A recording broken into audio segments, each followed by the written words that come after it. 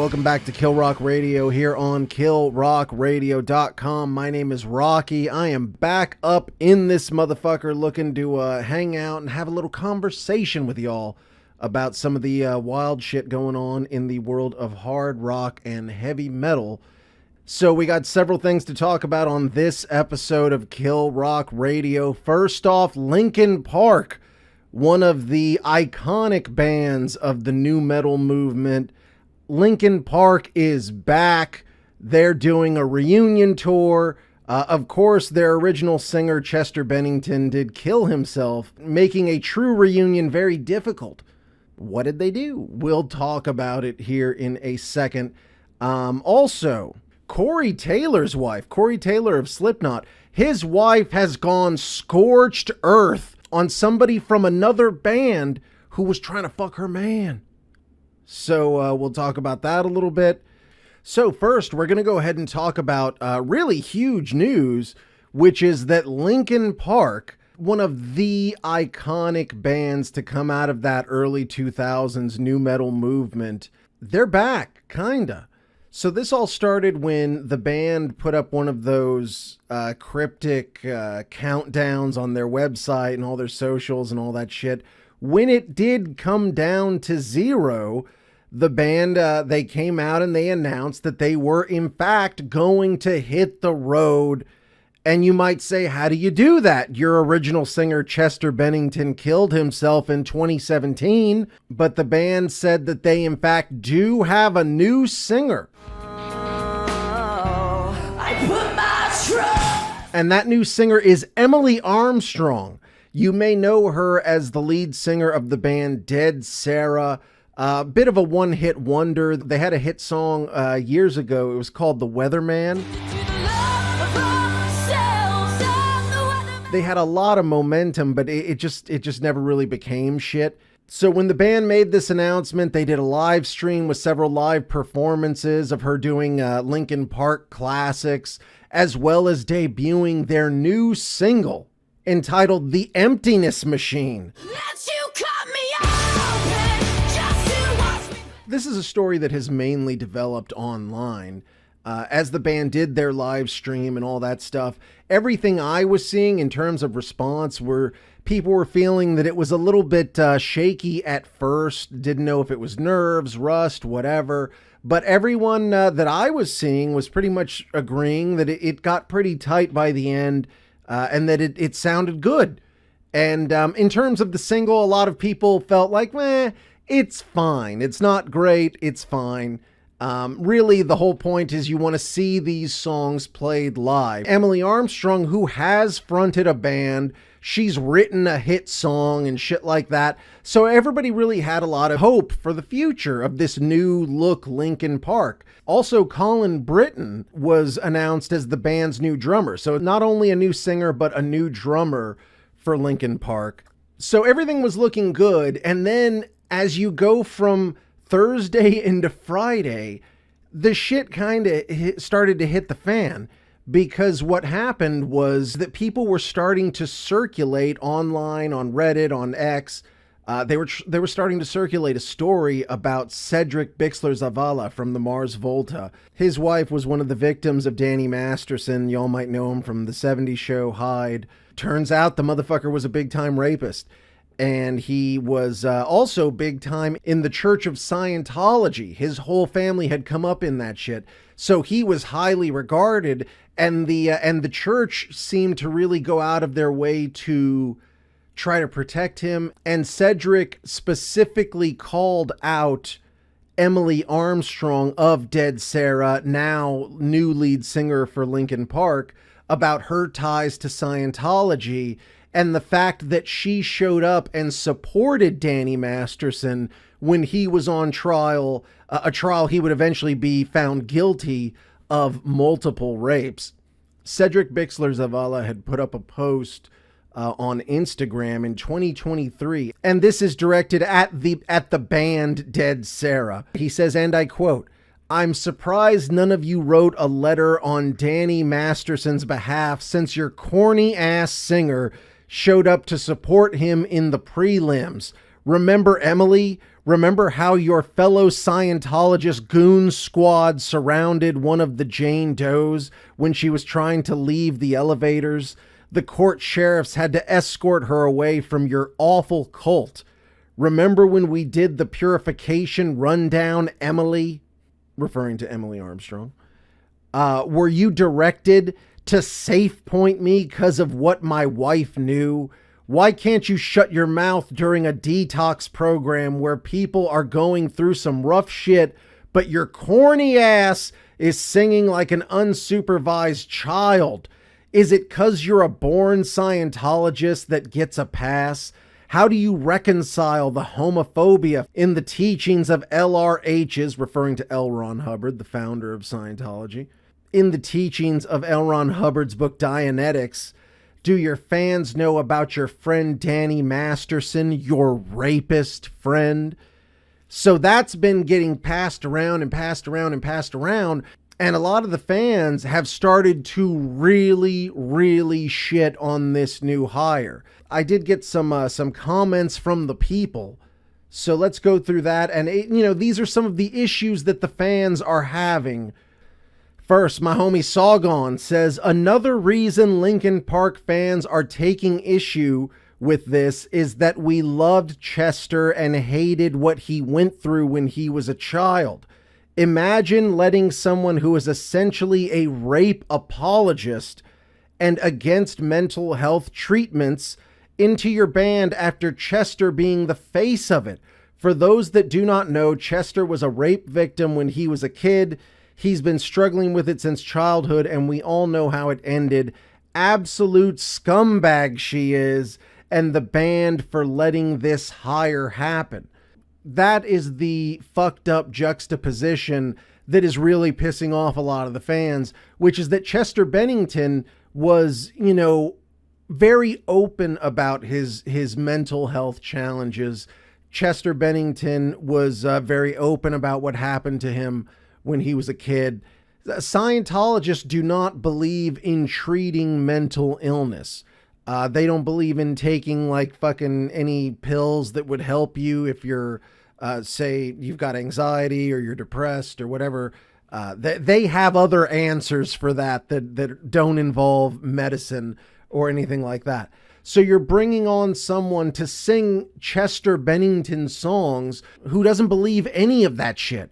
The fact that she supported Danny Masterson, some are viewing as her being a rape apologist. My homie Thing2112 says, why would they get a rape apologist to replace Chester Bennington of all people? That's just pissing on his legacy. And as I said, that is a thought that a lot of the fan base is having right now.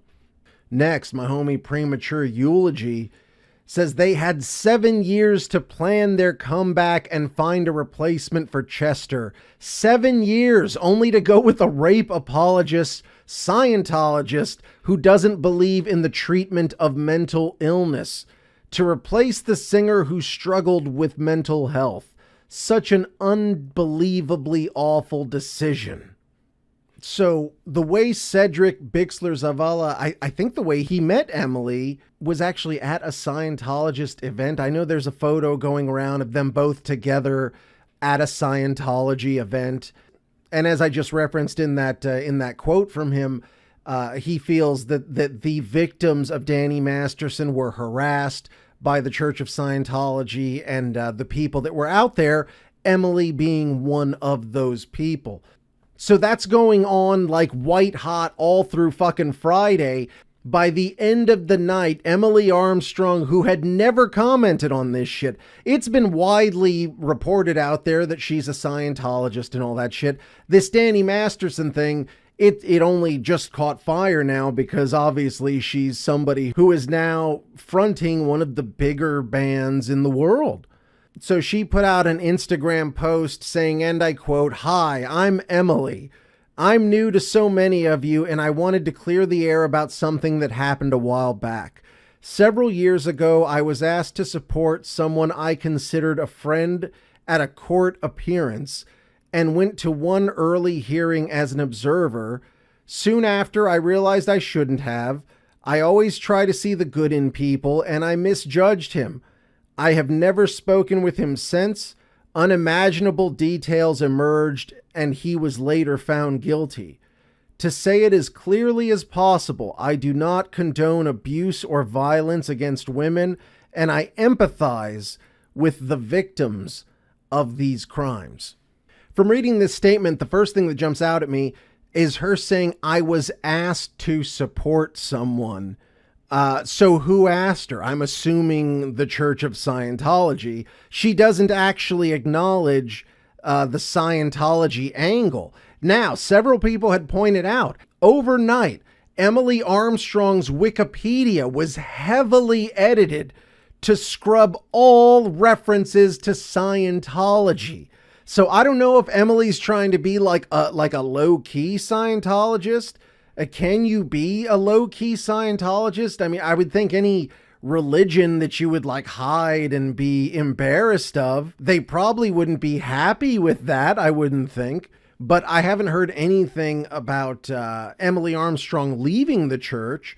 So it's to be believed that she is in fact a Scientologist. And of course, I don't have a problem with the fact that she has a certain religion. This is the United States. We're allowed to be whatever the fuck religion we want to be. And so whatever, she's allowed to be a Scientologist, obviously. But it is true. It is kind of a weird thing to have someone voicing these words that were written by somebody who did struggle with mental health so severely.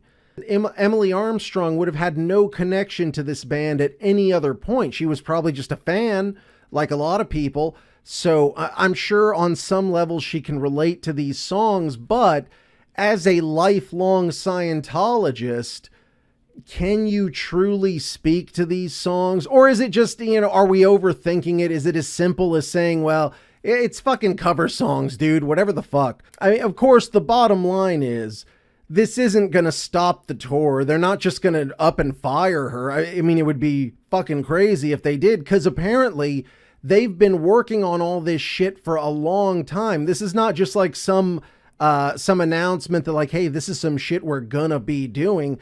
They made this announcement and they're going right the fuck out on the road. They already got a single loaded. They're recording an album. So, I mean, they're moving at a really fast pace and they've been working on this for a second. So I don't believe that you're going to see Emily Armstrong get cast off. From a talent standpoint, she certainly has the talent to front that band. But, from a monetary standpoint, it wouldn't make sense to fire her.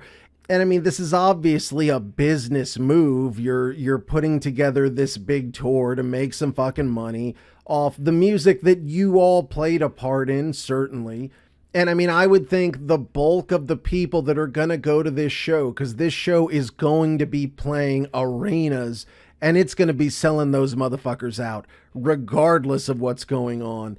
So, I mean, like I said, you're not going to see her get fired. There's going to be a lot of people who are like, oh, I could never support this or whatever. But at the end of the day, it's essentially a tribute band. It's the greatest Linkin Park tribute band because it's made up mostly of the original Linkin Park members.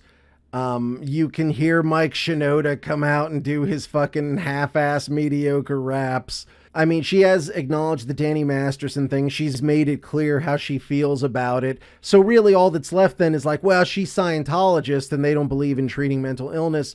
A lot of people would say that's a thin premise to just fully not support the show. If they do a new album, what are the chances it's going to be like really good? Not much. We've seen like the music that Mike Shinoda produces on its own. I mean, it's very, very mid, as the kids say. So I'm sure it's going to be a great time. If you can get past the Scientology, Linkin Park will be touring starting as I record this next week. So probably by the time you see this video, that shit's going to be starting up. So look for Linkin Park with famed Scientologist Emily Armstrong coming to a town near you. So be on the lookout for that. Anyways, moving on. Next, Alicia Taylor, wife of Slipknot frontman Corey Taylor, is putting a quote-unquote failed homewrecker on blast for allegedly trying to tempt Corey Taylor into running up in them guts and bust up his family, his happy home. You cocksucker! The target of her spite is Violet Mayugba of the punk rock band Destroy Boys. She has apparently tried to initiate an affair. So Alicia Taylor just unleashed an array of seething social media posts. It started off when Alicia Taylor said, "There are women out there who legit think it's a power move to try and coerce taken men to cheat with them. And when their plan doesn't work, they throw a fit. Violet Mayugba, you garbage eater. You've done this to so many other couples, but never with someone like me in the mix." She continues, "This industry will know you as a failed homewrecker. Everyone will know you as the chick who tried to say, 'Pick me,' but failed. I know all about your history with breaking up marriages. You finally encountered one you couldn't destroy." Alicia Taylor continues, "I confronted her directly about all of this, by the way, gave her grace, compassion, and even advice on how to conduct herself as a woman in our industry. After talking with Corey, I quickly learned she lied directly to me about these situations. Then I decided to go scorched earth." And this one's fucking crazy.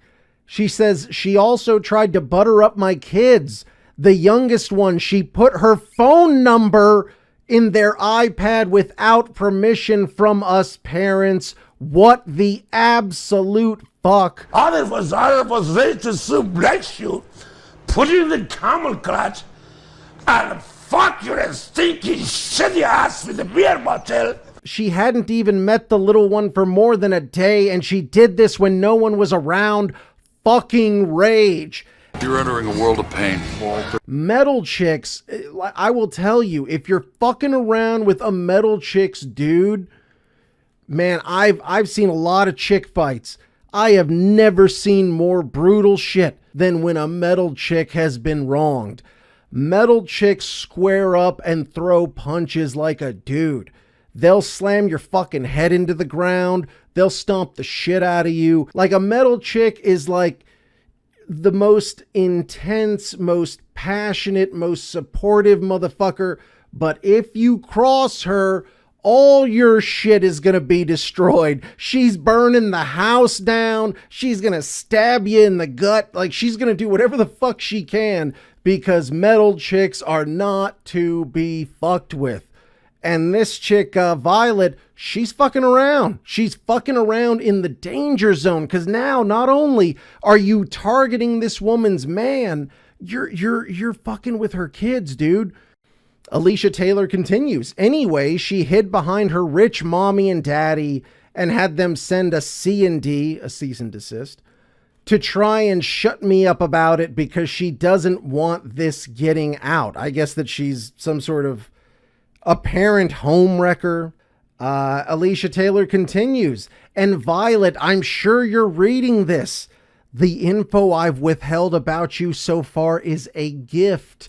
I told you when we spoke privately that I would let everyone know about you. If word got back to me that you were talking about this situation and playing victim, choose your adventure. And tame the cunt. So she's saying, listen, I've got more, bitch. I got bombs to drop. If you want to keep fucking around, I can absolutely fucking destroy you. And it really makes me wonder, what the fuck is it? Because it doesn't seem like Alicia Taylor is holding shit back at all. But if she's got more, I'd love to hear that shit. She did also release a text message chain from her and another friend who seemed to know a little bit about the situation. In that text thread, this friend insinuates that Violet Mayugba has tried this with several other famous kind of classic bands, including Blink-182, Sevendust, and Creed.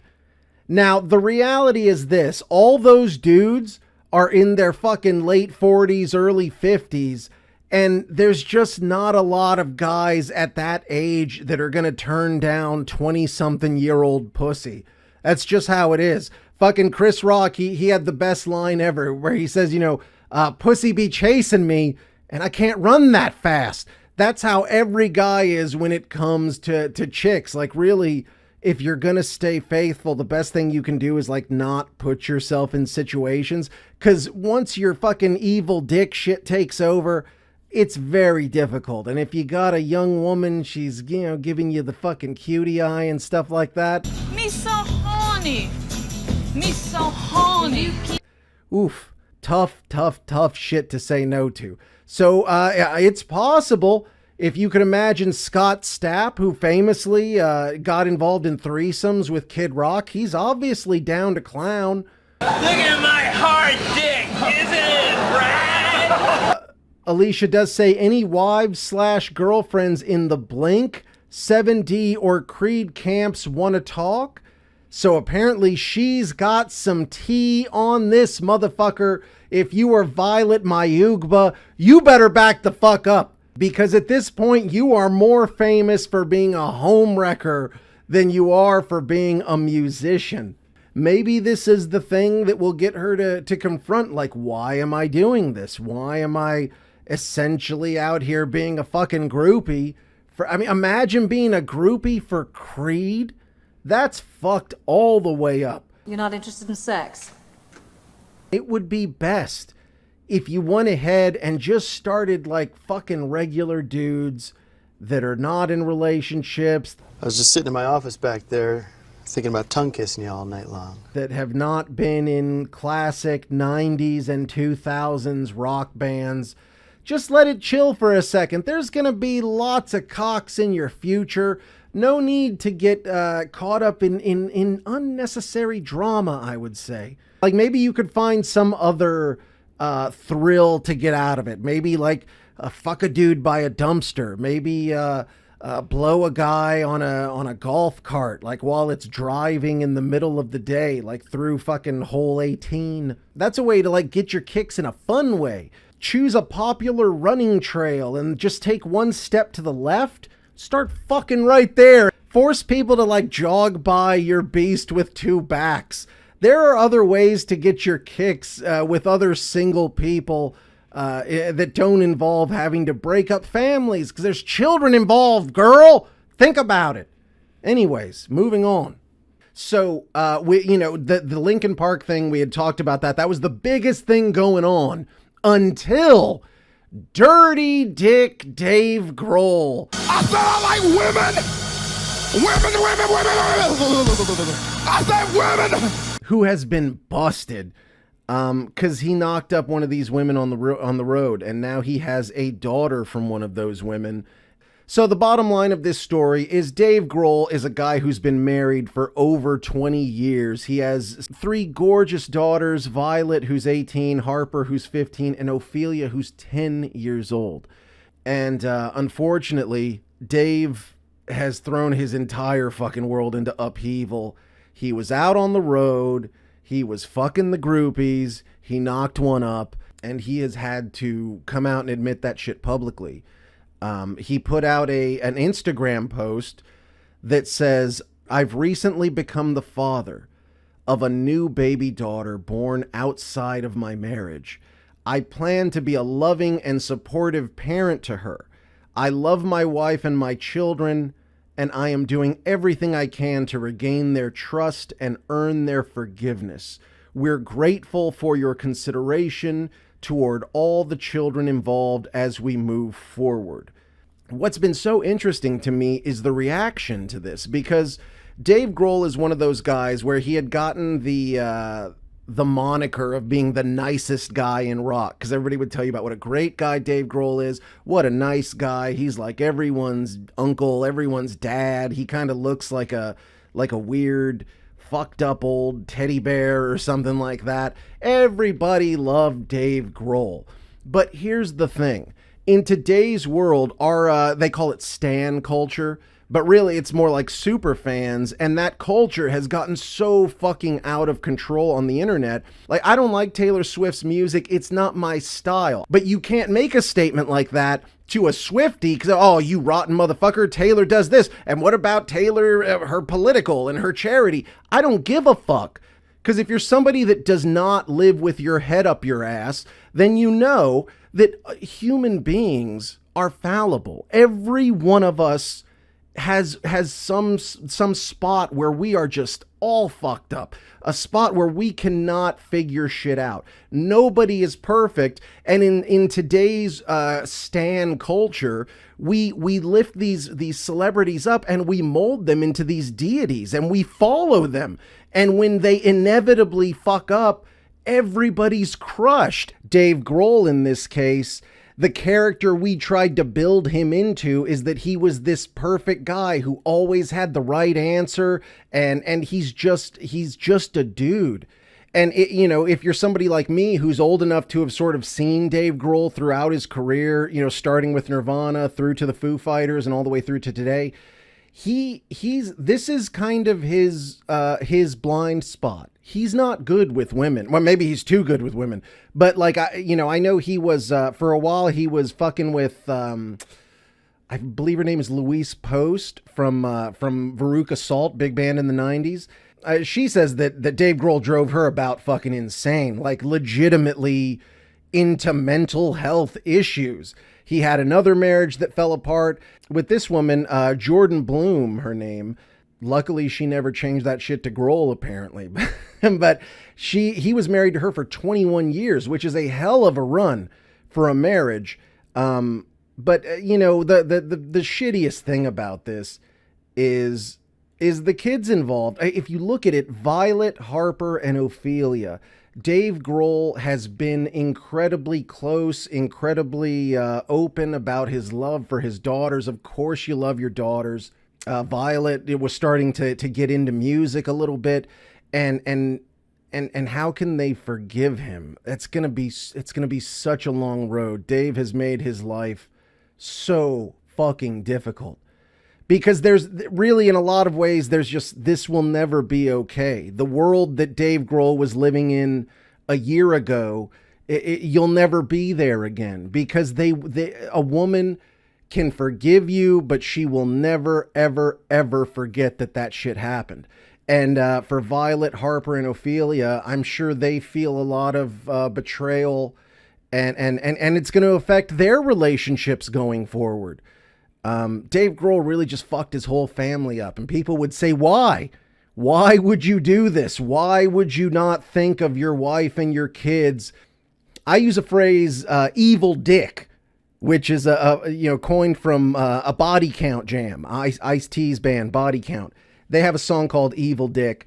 And I've always used that term because it's true, man. Your hormonal system, your dick and balls, it's almost like its own organism. Women will roll their eyes at that, but as a guy, when you've got that fucking poison, like when you've got full balls, it poisons your brain, it poisons everything. Dave Grohl, I'm sure right now, is in a very dark, low place. And he's like, why did I do it? What a dumbass and all that shit. We just talked about the Corey Taylor thing. I mean, there are women that they do get a power trip out of getting married men to essentially crumble. But god damn it, man. Evil dick don't care about your wife. Evil dick don't care about your kids, your house. Evil dick don't give a fuck about nothing except going balls deep. Jesus ain't Christ! I think you've got a heart off! That is Evil Dick's department, and that's what he wants. And, as a guy, when guys say, oh, it just happened, women say, well, how is that possible? How did it just happen? You go into a haze. Like, people talk about like a shark, like when a shark smells blood and their eyes go blank and they're just a murdering machine. That's how guys are with vag. Well, you are actually a hoe, though. You get around them and it's like whoosh. And it's like you're in a blackout and you wake up and you see the devastation. I have been both the faithful guy. I've been the guy that got cheated on. I've been the guy fucking 3 chicks on the side. So I've been completely through this. And in every one of those scenarios, you're the same guy. The only thing that's changed is the situation, the juxtaposition of things. We have a spidey sense. Like when a woman starts to give you the cutie eye, unless you're just completely oblivious. There's a lot of guys that are oblivious out there. But if you're somebody who knows what the fuck's up, you feel it, you see the way they're looking at you, you're like, I think this chick might be down to clown. In that moment, you got to get the fuck out. I don't give a fuck. You're having the best time of your life. If you're serious about not fucking around, you got to get out. Because if that woman comes for you, you ain't stopping shit. It's one of those things, like guys do this shit where it's like, no, but you're not stopping her.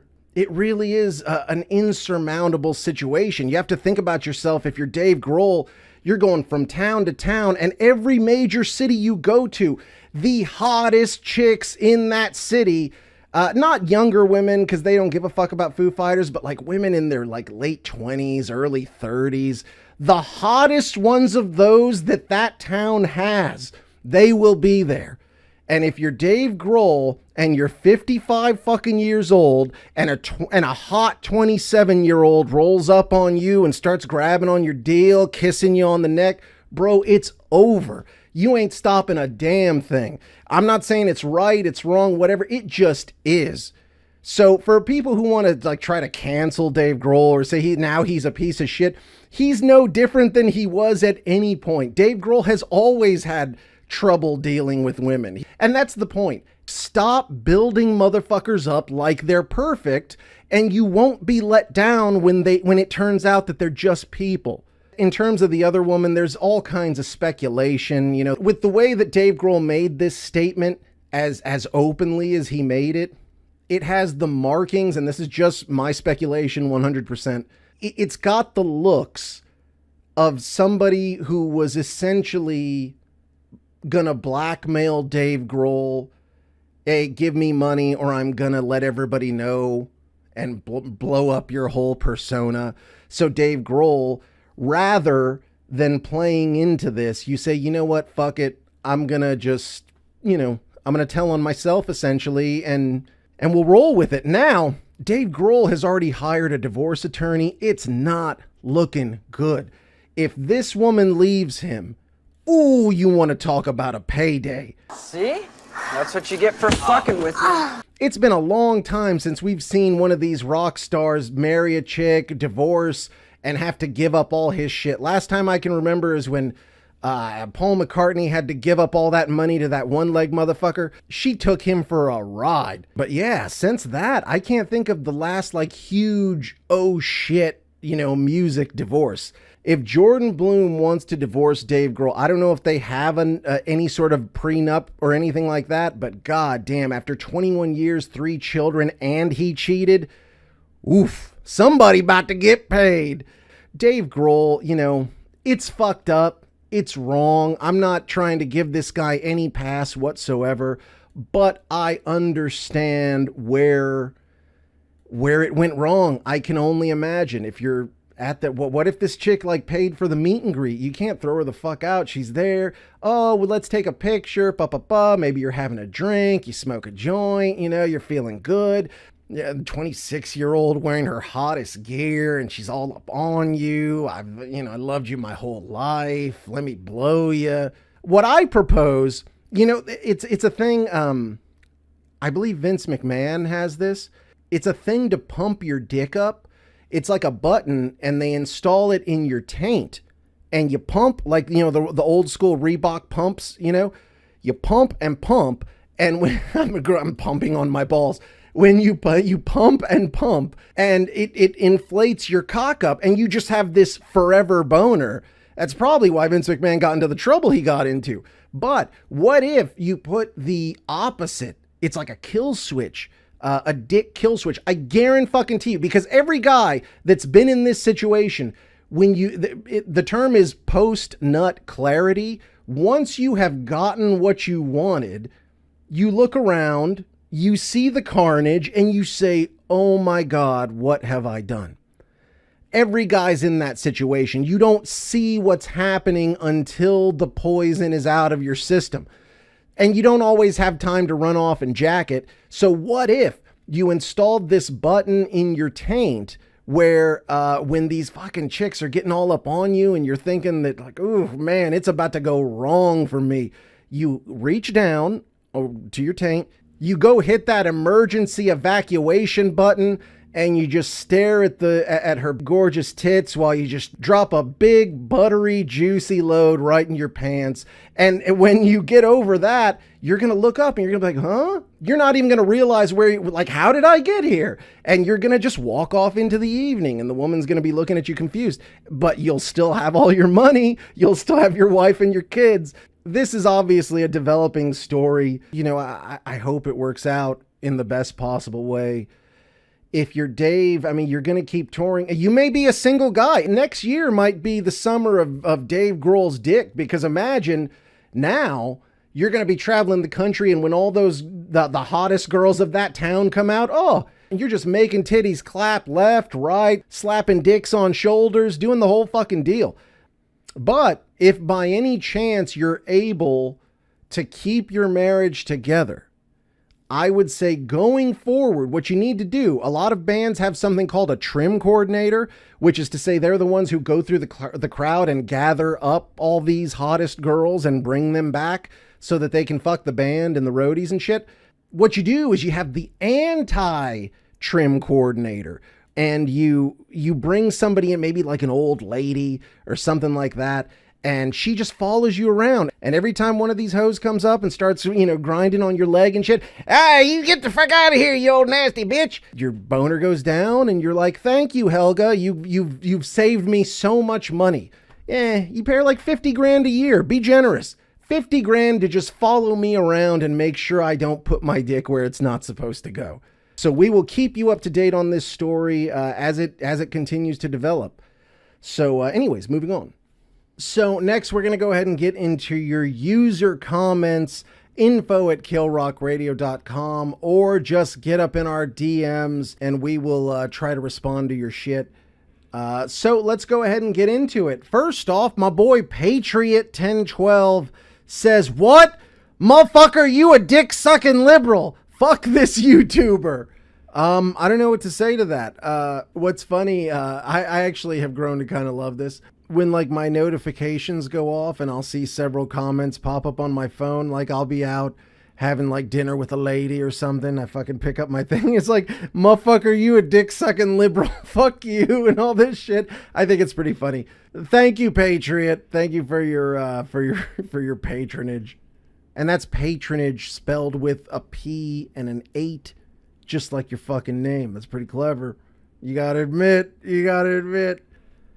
In reaction to our story about Gojira and their now historic and legendary spot that they did at the Olympics, my homie J-Joe says, I thought the French were playing a prank on us with that stuff. Gojira is a cool band. The rest of the show was totally fruity. Definitely not satanic, though. I think the blue gentleman had fruits across his genitalia for you to take a taste. And it was pretty fun. Fun and funny. You can't take that shit so seriously. Come on, everybody. Next, my homie Humorous. And this is actually in response to the Steven Tyler thing. We had talked about Steven Tyler and Aerosmith, retiring from the road and all that shit. And Steven Tyler, did it fuck with their legacy? All this shit. Anyways, Humorous says, how do you stay friends after you get crabs together? I would not be able to look that guy in the face. How do you look a guy in the face, though, that you even do a threesome with? Like, I've come up to just the precipice of making that move and being involved in a man on woman on man threesome.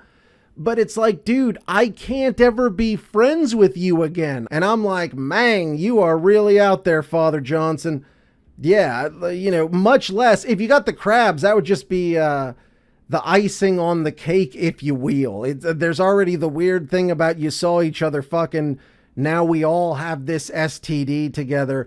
If you're Steven Tyler, it's a really funny, cute story. If it was me, it would be some shit I would never, ever, ever, ever admit to, much less write it in my memoir. What's the matter with them Americans? We get more pussy than they do. Next. Oh my God, my buddy Patriot is back. He says, you suck dick, bitch, fuck you. You support Dems who created KKK. The American dream really is.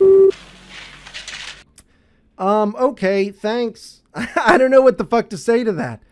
Apparently this guy is very involved in me sucking on dicks. And I get it, because who wouldn't want this? Next, my homie, Mr. Death Metal, who always has the latest in Tommy Vext news. I had actually heard this. He said Tommy Vext is filling in on vocals for Il Nino. For those of you who don't know Il Nino, don't feel bad. Not a lot of people know Il Nino. They were like a third tier nu metal band. They had their thing was that they were nu metal, which was already like rap and metal, but then also with a Latin flair. And in an absolutely hilarious twist, now they're doing a tour that's like celebrating, it's like, 25 years of Latin metal or some shit like that. And Tommy Vext, of all people, has been hired to be the fill-in vocalist. I guess their vocalist can't do a certain run of shows. Nobody knows why. It's so weird for them to, of all people, hire Tommy Vext, who, listen, he's never specifically, as far as I know, said anything about Mexicans or whatever, but I know he supports far-right people. He's very concerned about what's going on the southern border. And I would wonder what Tommy Vext would say if you were to say, man, tell me about some of the great things that Hispanics have done in the United States. And I'd love to hear what Tommy Vext would have to say. Would he kiss ass to try to keep his current job? God knows the motherfucker really has no other way to get money these days. So this is a much needed win for Tommy Vext. I will let Tommy sit here and I will let him bathe in victory that he's going to get a few paychecks to keep that train running on down the road. Good luck to you, Tommy Vext, on your tour celebrating the contributions of Hispanics to metal, and there couldn't be a better ambassador for that, I think. Anyways, that's going to go ahead and do it. As I said, info@KillRock Radio or getting up in our DMs is the best way to get at us, and we may in fact read your shit here on the show. Before we go, I also want to put out there that for those of you who want to support the show, we do have merch available at KillRockRadio.com. We got a sick-ass koozie for you to put your favorite frosty beverage in, especially here as we make the turn into fall and winter. What is better on a crisp fall day? You get it's cool outside. You put a fucking icy ass drink in a koozie, a Kill Rock Radio koozie. Could you imagine? You do that, and you just tip that motherfucker back, and you just get crunk with it. That sounds beautiful. Or you could go buy these stickers I drew. They're fucking awesome. They're 3x3 stickers. It's a devil head that I illustrated on my own. Put it on your computer. Put it on your guitar. Put it on your fucking forehead. Put it on your ass. I don't care. Long as you buy the motherfucker. Every last penny goes back into the show, is invested back into the show. So once again, KillRockRadio.com. That's where you go to check all that shit out. And that's it. Once again, thank you so much for listening. Let's keep this conversation going next time.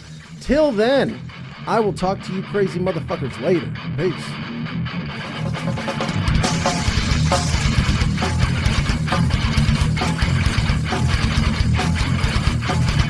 Got any questions or comments? send them to info@killrockradio.com. To keep up with the latest and catch up on past interviews and clips, search Kill Rock Radio on YouTube, Facebook, Instagram, and Twitter. Subscribe to Kill Rock Radio wherever you listen to podcasts. I'm like, oh my God, just listen to it already. Wherever you listen to podcasts.